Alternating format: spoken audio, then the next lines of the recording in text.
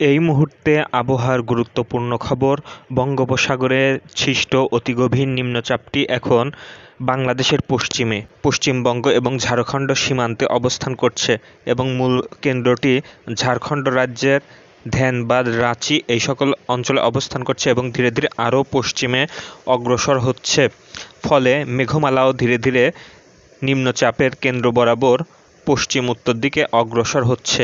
আপনাদের উপগ্রহ চিত্রে নিয়ে যাওয়ার আগে আজ এবং আগামীকাল কোন কোন অঞ্চলে ভারী বৃষ্টি হতে পারে এবং এই বৃষ্টিপাত কবে থেকে হ্রাস পেতে পারে এই বিষয়ে আলোচনা করব। চ্যানেলটি যদি ভালো লাগে অবশ্যই সাবস্ক্রাইব করবেন। আজ পহেলা আশ্বিন 1431 বাংলা, 12ই রবিউল আওয়াল 1446 হিজরি, 16ই সেপ্টেম্বর 2024। চিত্রে দেখতে পাচ্ছেন বাংলাদেশের বেশ করে ময়মনসিংহ, ঢাকা বিভাগ, বরিশাল বিভাগ এবং সিলেট বিভাগের আকাশ আংশিক মেঘলা থেকে মেঘাচ্ছন্ন। সেই সঙ্গে কুমিল্লা অঞ্চল এবং সমগ্র চট্টগ্রাম বিভাগের আকাশ প্রায় পরিষ্কার হতে শুরু করেছে। সেই সঙ্গে বাংলাদেশের উত্তর পশ্চিমের বিভাগ, সমগ্র রংপুর বিভাগ, রাজশাহী বিভাগ এবং রংপুর বিভাগের উপরে ভারী থেকে অতি ভারী বর্ষণ লক্ষ্য করা যাচ্ছে এবং সেই সঙ্গে বাংলাদেশের পশ্চিমে পশ্চিমবঙ্গের বেশ করে শহর কলকাতা, 24 পরগনা, নদিয়া, মুর্শিদাবাদ এই সকল অঞ্চলেও ভারী বর্ষণ লক্ষ্য করা যাচ্ছে।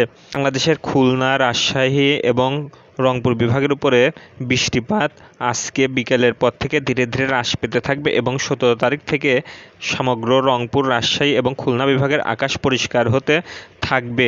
গত 24 ঘন্টায় বাংলাদেশ আবহাওয়া অধিদপ্তর সর্বোচ্চ বৃষ্টিপাত রেকর্ড করেছে বাংলাদেশের আরিচায় 189 মিলিমিটার, ঢাকায় 138 মিলিমিটার, ফরিদপুরে 130 মিলিমিটার, বাঘাবাড়িতে 133 মিলিমিটার, খুলনায় 154 মিলিমিটার, যশোরে 109 মিলিমিটার, চুয়াডাঙ্গায় 108 মিলিমিটার, কুমারখালীতে 106 মিলিমিটার।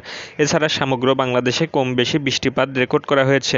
যেহেতু বাংলাদেশের আকাশ ইতোমধ্যেই পরিষ্কার হতে শুরু করেছে, ফলে ঢাকা বিভাগ, ময়মনসিংহ, সিলেট, বরিশাল, চট্টগ্রাম, কুমিল্লা অঞ্চলের রাত এবং দিনের তাপমাত্রা 1 থেকে 3 ডিগ্রি সেলসিয়াস বৃদ্ধি পেতে পারে এবং 17 তারিখ থেকে এই সকল অঞ্চলে ভ্যাপসা গরম বৃদ্ধি পেতে পারে, যা পরবর্তীতে তীব্র আকার ধারণ করতে পারে।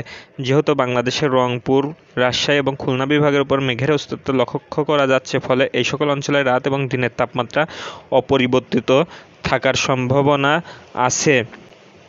গত 24 ঘন্টায় বাংলাদেশের সর্বোচ্চ তাপমাত্রা রেকর্ড করা হয়েছে বাংলাদেশের সৈয়দপুরে 31.8 মিলিমিটার এবং সর্বনিম্ন তাপমাত্রা রেকর্ড করা হয়েছে বাংলাদেশের বান্দরবন, কুষ্টিয়ার, কুমারখালী এবং টাঙ্গাইলে 24.2 ডিগ্রি সেলসিয়াস। আজ বাংলাদেশের সূর্য অস্ত সন্ধ্যা 6টা বেজে 1 মিনিটে এবং আগামীকাল সূর্যোদয় ভোর 5টা বেজে 46 মিনিটে। আজ ঢাকায় বাতাসের আর্দ্রতা ছিল 97%। পশ্চিমবঙ্গের পাশেই ঝাড়খণ্ডের উপরে গভীর নিম্নচাপ অবস্থান করছে, ফলে পশ্চিমবঙ্গের পশ্চিম এবং দক্ষিণ অঞ্চল বেশ করে পুরুলিয়া, খড়গপুর, শহর কলকাতা, বাঁকুড়া, বীরভূম, মুর্শিদাবাদ এই সকল অঞ্চলে ভারী থেকে অতি ভারী বর্ষণ লক্ষ্য করা যাচ্ছে এবং ধীরে ধীরে 17 তারিখ থেকে পশ্চিমবঙ্গ মেঘমুক্ত হতে থাকবে। যেহেতু নিম্নচাপটি ঝাড়খণ্ডের রাঁচি, জামশেদনগর, ধানবাদের উপরে অবস্থান করছে এবং ধীরে ধীরে পশ্চিম উত্তর দিকে অগ্রসর হচ্ছে, পরে ভারতের মধ্য অঞ্চল, এলাহাবাদ, ফাইজাবাদ, পাটনা, বিহার, সেই সঙ্গে বেরেলি, আগ্রা, নিউ দিল্লি, কার্নাল, জয়পুর, কোটা, ভাওয়ালপুর এই সকল অঞ্চলে বৃষ্টিপাত বৃদ্ধি পেতে পারে। সেই সঙ্গে নাগপুর, আকোলা এই সকল অঞ্চলেও বৃষ্টিপাত বৃদ্ধি পাওয়ার সম্ভাবনা আছে। এই নিম্নচাপ সরে যাওয়ার পরে বঙ্গোপসাগর এবং বাংলাদেশ, সেই সঙ্গে ভারতের পশ্চিমবঙ্গ, বিহার, ত্রিপুরা, মেঘালয়, মিজোরাম, অরুণাচল প্রদেশ, মেঘালয়, আসাম এই সকল অঞ্চলে মৌসুমী বাতাস ধীরে ধীরে তার তীব্রতা কমিয়ে ফেলবে এবং বঙ্গোপসাগরে মৌসুমী বাতাস দুর্বল অবস্থান চলে যাবে। ফলে সারা দেশের বৃষ্টিপাত ধীরে ধীরে হ্রাস পেয়ে ভ্যাপসা গরমের পরিমাণ বৃদ্ধি পেতে পারে। সেই সঙ্গে দিন এবং রাতের তাপমাত্রা 1 থেকে 2 ডিগ্রি সেলসিয়াস বৃদ্ধি পেতে পারে।